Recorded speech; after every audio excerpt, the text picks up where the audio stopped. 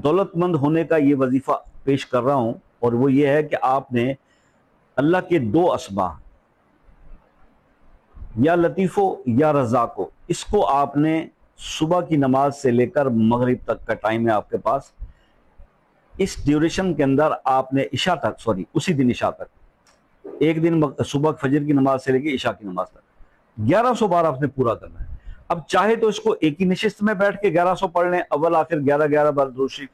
या फिर आप इसको इस तरह से डिवाइड करें कि फजर की नमाज के बाद 300 बार पढ़ लें